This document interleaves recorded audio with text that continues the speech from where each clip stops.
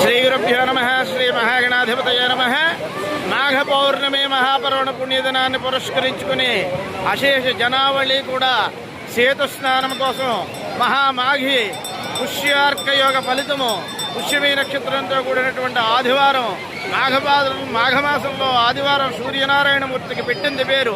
అలాంటి పరమ పవిత్రమైనటువంటి రోజున 50 మంది ప్రజలు కూడా అశేష జనవాహిని ఈ యొక్క సముద్ర స్నానానికి సకుటుంబ సమేతంగా ఎంతో శ్రద్ధాభక్తులతో విచ్చేసి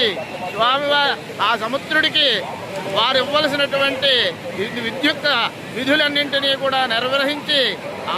ఆ సముద్రుడికి పసుపు కుంకుమ చీరాసారే మొదలగునవన్నీ కూడా సమర్పించి పుష్పములు ఇత్యాదులన్నీ సమర్పించి అత్యంత భక్తి శ్రద్ధలతో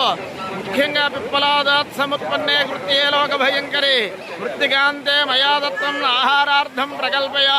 అనేటటువంటి శ్లోకంతో బయట ఉన్నటువంటి ఇసుకను గులకరాళ్లను సముద్రంలో వేసి సముద్రంలో ఉన్నటువంటి ఇసుకను గులకరాళ్లను ఒడ్డుకు వేసి అశేషమైనటువంటి భక్తి ప్రపత్తులను చాటుకుంటూ ఉమ్మారు మునకలు వేసి స్నానం ఆచరించారు. దంపతి సమేతంగా వచ్చినటువంటి వారు బ్రహ్మముళ్ళు కూడా వేసుకుని వారు సముద్రాన్ని స్నానాన్ని 3 మునకలు వేసి ఎంతో భక్తి శ్రద్ధలతోటి ఈ 50 మంది ప్రజానీకము కూడా ఈ సముద్ర స్నానం అని స్నేహితు స్నానాన్ని ఆచరించారు. ఇటువంటి మహాపర్వదినం పుష్యార్క యోగంతో కూడినటువంటి ఈ మహాపర్వదినం చాలా రోజులకు కానీ రాదు అని చాలా మళ్ళీ ఎన్నో సంవత్సరాలకు కానీ ఇది లభ్యం అవ్వదు అని కూడా చాలామంది అనుకోవడం చేత ఎటువంటి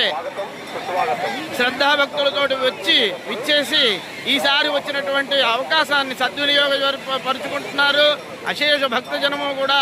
ఈ సముద్ర స్నానం ఆచరిస్తూ వారి యొక్క భక్తి ప్రపత్తుల్ని కొన్ని